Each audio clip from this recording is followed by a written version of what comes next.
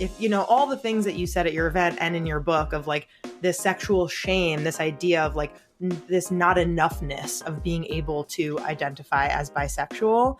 And I wonder if you can like talk a little bit about that, because I think that other women listening, and obviously you're speaking for bi men or chatting with bi men about this as well, like what are ways that you can kind of like help reframe this idea for other people, kind of how I felt it was reframed? Yeah, absolutely. So I've written one piece for the New York Times in my career, and it was an op-ed, and I forgot what they called it. Shit, I should have looked it up, but it was essentially just being like, yes, you are bi enough. And it was specifically really addressing, you know, cis women in relationships with men, in monogamous relationships with men, who often do not feel like they are bi enough, they are queer enough, they don't want to claim a bisexual label, they feel like, they don't deserve to be here, they don't deserve a seat at the table, they're a fake bi person. And especially if people realize that they were bi, you know, while they were married, let's say, and while they would like to potentially explore their same-sex attractions, like, no, I'm happy with my husband, I don't kind of want to open up that can of worms, so I'm going to remain monogamous here. And being like, yes, you are bisexual. You are 100% bisexual. There's no half bisexual. There's no slight bisexual. This bisexuality is you.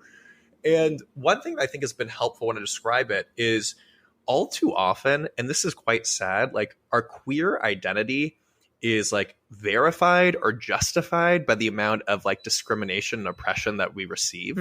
So it's just like, oh, I'm queer because I've been a victim of a hate crime. And it's just like, I am absolutely not saying that like a bi cis woman relationship with a man has the same struggles as a trans woman dating a man, or as a gay man dating another man, or lesbians dating that. Like I'm very well aware, as someone who's bi, like when I walk down the street holding hands with a woman, I feel significantly safer than when I'm walking down the streets holding hands with a man, where I am looking over my shoulder. I am seeing if someone's going, like I've had people harass me. I've had people slurs at me. Like I am aware that my safety is in jeopardy. That doesn't make me queer. And what I really hope that people who do have privilege in their relationships do is actually use that privilege to become part of the bi community and to support those who are more marginalized within the community. And what I kind of say to the more marginalized people who often don't want to necessarily accept the bi people or feel like, oh, they don't understand our experience, I'm like, we actually need their support and help. They're coming from a place of privilege. And if we welcome them into this community, they're more likely to use their husband's finance dollars to actually support you. You know what I mean? But like, but if you can kind of get beyond the fact where it's just like, yes, I'm not saying that we have the same life. I'm not saying that we have the same hardships, but yes, I'm still 100% bisexual, and that is my identity and that is my attractions. And potentially you're saying this because you want it to also be your community, right? You want to exist in these spaces. You want to feel welcome in these spaces. You want to have other bi and queer friends, and you are more than allowed to have that. And that is absolutely who you are. But yeah, especially like it can be tough for bi people, especially bi women. I know sometimes like lesbians are often very mean to bi women. Like there's no other kind of way around that, where, you know, they're like, I think that this fear, of course, there's this fear that, you know, I think often what happened is, you know, like a lesbian's had their heart broken by, you know, a bi woman who ends up leaving them for a man who was just, let's say, dabbling with a queer identity.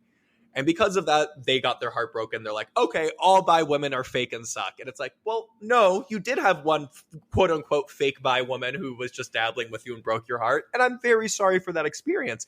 That is very shitty. That doesn't mean every single bi woman is like this. Right. What a myopic and self-centered perspective to have here. Totally. So I'm a little bit rambling here, but like, I think if there's a way to be like, yes, like it is about my attractions, about my community, I deserve to be here. And of course, don't take up too much space from those who are more marginalized. And please make sure to give the help and the support that you have coming from a place of privilege. Mm-hmm. But as long as you do that, then yes, you deserve to be here. You're 100% bi. You're part of this community. Yeah, that is helpful to hear. And yeah, I think it's so like individualized. Everyone has their own experience, their own way in which that they see the world, their own influences. But I do think that like reading your book and again going to your event and like just being near other people who are like, yeah, I'm bisexual, and you kind of being someone who's like, yeah, like as a kid I didn't have any notion of what that could be and what that would feel like if I was that. And I don't want to spoil it for people because I want people to buy your book, but you do delve into that a lot about struggling with that label because as a bi man you didn't see that. In realizing that I feel like for bi people, we're often like, okay, we're going to live like a dual life where it's like we have our gay life and we have our straight life. And some of us maybe will completely just have a straight life or completely just have a gay life. And one thing I try to explain in the book is like, you can actually just have a bi life. And that's not 50% gay and not 50% straight, but it's surrounding yourself with other bi, queer, inclusive spaces. Where you're not feeling like, oh, I'm picking a side right now. I'm putting on my straight hat. I'm putting on my gay hat. You can always live just having your bi hat on in every space, and how welcoming and rewarding that feels. Totally. Okay, getting into your book a little bit, because I have a couple questions specifically about the book. I think the glossary in the beginning, like I, even as a seasoned sex educator, I have a master's of public health from Columbia. Like I've been around the block with these terms and still I'm, learning. I think there's something to be said for this language and these definitions kind of shifting and changing over the last like couple years, 5-10 years. And so I think it is really important to kind of keep up on like the most recent definitions of things so that people can understand other people's experiences. And if they want to engage with that as well, what that might look and feel like. And so I have a couple teaching moments for you right now. Sure. The first one is, can you go over the differences that you talk about between bisexual versus pansexual? And then we'll get into the second question. Sure. And this question sometimes riles me up a little bit, so I'll try not to get You can be riled. I don't care. So someone like often asks me like, why do you not identify as pan? Because you're attracted to all genders. But and I'll explain a little bit later why I identify as bi. But essentially, like the first word we had for this really was bisexuality. But then it seemed like there was a little bit of confusion where people thought the bi in that potentially meant like, oh, you're only attracted to men and women. And in that way, it was not inclusive of non-binary people or people who exist outside the gender binary. So because of that, they kind of like created a word pansexual, and pan means all, we're attracted to all genders.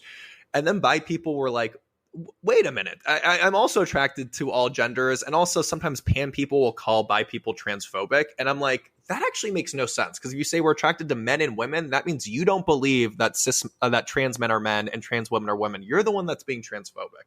The argument to be made is that it's non-binary phobic, not inclusive of non-binary people. But that's also fucking ridiculous because and the thing is, you very rarely hear a non-binary person or trans person saying that bisexuality is transphobic or non-binary phobic. And the reason why is because bi people are the ones dating and fucking them. It's not the hyper masculine straight dude who's dating the non-binary person. It is bi people by and large, right? But so anyway, bi people kind of pushed back being like, no, we're also like, many of us are attracted to people of all genders. So then kind of what ended up happening was like bi meant many or all genders. It could be you're attracted to genders that are your own or genders that are not your own. So we kind of like pushed back being like, no, bi can mean essentially the exact same thing as pan, which means almost pan didn't need to exist anymore, right? Because we had this. So now kind of the difference in definitions and how it's grown is essentially bisexual people are attracted to people because of their gender. And then pan people are attracted to people regardless of gender. And so in that regards, I'm definitely bisexual because I'm attracted to masculinity. I'm attracted to femininity. I'm attracted to various body parts. I like dicks and pussy and ass and tits and everything. I'm attracted to absolutely everything, and I find it all desirable. It's not a lack of desire. It's all of it. But then kind of the confusion with that is some people identify as both bi and pan. And if you identify both, then it's kind of at odds because one's saying I'm attracted to people because of gender. The other one's saying I'm attracted to people regardless of gender. So if this sounds confusing, it is because it is confusing. And that's why there is confusion even among the bi and pan communities. One thing I think the important thing to note of all of this is being like, we are on the same team. whenever I see like bi and pan infighting, which for what it's worth, I'm actually seeing significantly less of. I feel like, 5 years ago, 7, 8 years ago, there was a lot of talk about how bisexuality was exclusionary and pan people coming for bi people and bi people coming for pan people. I think we're all realizing like it's the same fucking shit. You know what I mean? Like, yes, there are nuances in our attractions. Our attractions can come over time, but like, we're not gay. We're not straight. We're attracted to multiple or all genders. We all are on the same team here, and hopefully just giving everyone a little bit of space and fresh air to identify however they see fit. And like, that's all I'm asking for in terms of identifying as bi. I extend you a grace in identifying as pan or ambisexual or polysexual or sexually fluid or whatever it is, just respecting how people identify.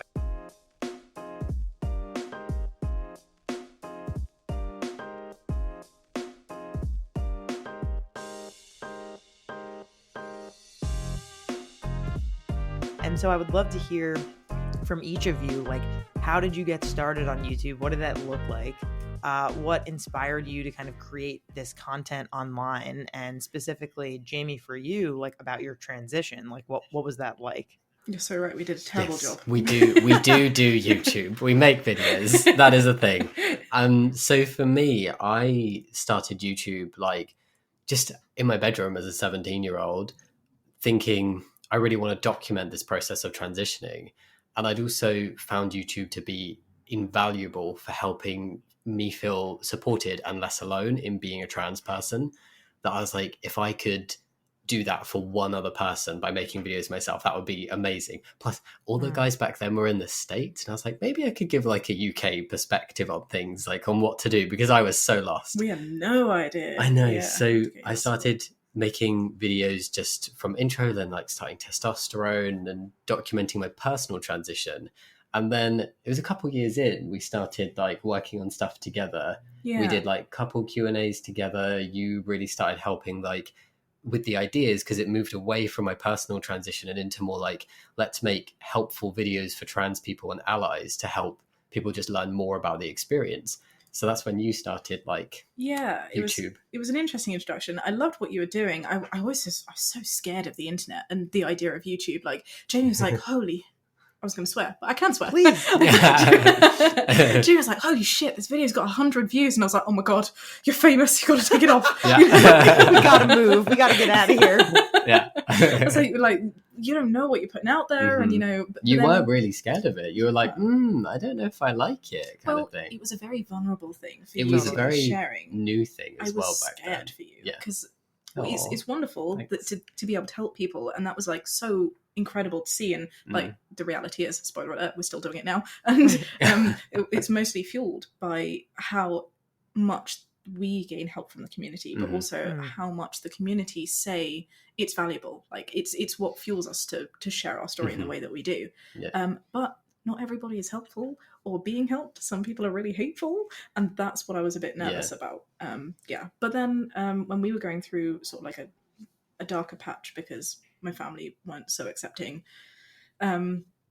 you said, why don't we talk about it in a video? And we don't even need to put it online. I was like, we can just like talk about a couple of things that are happening. I've made videos in the past talking about things I'm struggling with, but not necessarily posted them because they felt a bit too personal. We could just do the same and see what it feels like, because it's kind of like a little bit like therapy, but nobody's talking back, but you just get to like share. So that's what we did. It was very one step forward, 2 steps back with sort of like the situation with us as a couple. And so we do like occasional updates online, and it was really reassuring. It sounds kind of morbid when you say it like that, but it was quite nice to feel not alone. There were so many other people going through really similar things, and you build this sense of community online. So yeah, that's kind of how I started getting involved too. Yeah. And before you knew it, we were drafting these really terrible skits where you were flinging packers around your head and we were talking about period pads in men's bathrooms. The channel has gone through many different phases. Many iterations. Yes, absolutely. Some better than others. I think it got to a point where there was only so much that we could share about your journey and our journey that was helpful. So now we sort of do different things online where we talk about LGBT plus things more generally on your channel. And then we've got this sort of secondary channel, which was lifestyle, but I've now sort of adopted it a bit more for storytelling and diversity as a person of colour and as a bi person of colour. So yeah. Totally. Yeah. And I think like you mentioned before, it's so valuable to see the people on the other end be like, hey, you've like actually really impacted my life in like a serious way. I imagine that's kind of how like teachers and mentors and kind of other folks feel when they are able to kind of help or aid someone through something really challenging, or just like simply put a smile on their face, right? Like there's a lot of sadness in the world and a lot of like a very harsh reality that we live in, especially on the internet, right? Like there is so much hate, as you mentioned, so many trolls, so much sadness. And when you're able to kind of find a pocket of sunshine that makes you feel like happy and joyful, it's pretty invaluable, right? And so you both are that for so many people, which is really, really cool. Well, look, if we can prance around in front of the camera and call it doing good, then we're onto a good thing. We'll keep on doing it. That's great. Okay, so Jamie, you mentioned this, right? You've documented your own transition journey on YouTube for over a decade, and Yes. you wrote the book on it, literally. Is there kind of any advice or insights that you would like to share with maybe like your past self at 17, right? Or like other people who maybe at the beginning of their own journey, whatever age they are, who are considering maybe sharing it either with their family or publicly? Oh, so with my past self, I would just say like, just keep doing what you're doing because it worked out pretty okay. And it's just the message of like things can feel quite slow and like they're not moving, but they really will. And when things do start going, it really makes all that time waiting and all that patience you had to have worth it. And in terms of like young trans people now thinking about coming out or sharing their story, it's just always about if it's what you want to do and you are in a safe environment to do so, then I think it is a good thing to talk about. But first and foremost, think about your current situation and make sure that it's, good for you to talk about it and be open. We all want to have those support networks. Yeah. Totally. Yeah. I mean, you don't necessarily know like how your family is going to react or how the public is going to react. And at the end of the day, like you finding your people to like really lean on, or kind of like whether that is people from afar, like people that you admire, that you're consuming their content, or like if there's kind of like, and that I think is what's cool about the cool part of the internet. I mean, there are many cool parts, but like Totally agree with people you. are able to find people even if they don't live near them. Like I'm thinking about, trans people from the South in America, right? Like maybe where they're not in an accepting area, if it's like a very religious part of where they live and that's just like not an option for them, then potentially they can go online and find a community where they can feel like themselves. Oh, absolutely. There is 100% support out there. For some people it comes in different forms in different places. Like you said, not everybody finds it in their real life right now where they are, but it is there. And Probably there are in people, real life, but not from the immediate circles that you'd necessarily assume or expect. Exactly. But it is absolutely there. And there are people out there who will love you and accept you and support you. It's just about finding them, and you will find them. Yeah, totally. And sometimes giving the right amount of time to the people who are not so accepting. Because I think about some people that we know who we thought would never ever be accepting and have done like complete 180s. It's just about giving them the space and carving that opportunity to accommodate a place where they want to listen. Yeah, and it can be hard to be the person waiting, to be like, okay, like I'm just gonna continue to like be myself, and I hope that one day you can come to terms with that, But I think like also, there's like an elephant in the room, like about this. That sometimes there being a generational gap, right? And I don't think that we don't really articulate that much, because it's not necessarily like, oh, so clean cut, like, oh, our parents or people of our parents' age are the only ones that don't get it. That's definitely not true. But I do think that when things feel to someone like they're changing so rapidly when they were a certain way for many, many years, that can be very hard for them to wrap their head around, despite someone being on the receiving end of that, being like, no, like it's the time is now for you to really like show up for me. So it can be kind of this like battle in a sense of like what someone is ready to accept and what their experience is of reality, and then your kind of experience that you've been in your own body your whole life, right? You're so right. Yeah. Age is not an excuse. And one of the things that I like really struggled to come to terms with, it sounds so weird, but like when I was thinking about you and your journey, like the first person Jamie came out to was himself. Right? Like people forget that. Like you sat when you had your discovery in turmoil and distress and confusion before, like way longer than, you know, for a long time before you went and told other people. And so to other people, sometimes it comes as a shock to be like, oh wait, this massive thing is happening right now and you want to do these steps. But it's like, well, yeah, because this person's been thinking about it often their entire life and has found the words more recently, but still have been like planning this as they've gathered the balls to come and tell you. Yeah, exactly. And I think for some people of like a certain generation as well, whilst it's not an excuse, there can be a lot of unlearning that needs to happen. Right. For sure. It's that big process of like, we saw it with people in your family, like you could see the messages that they'd received their whole lives and how completely like alien and out of the blue and like so odd that, you know, this scenario was to them is something that they never even thought was a possibility. And that takes a lot of time to process for some people.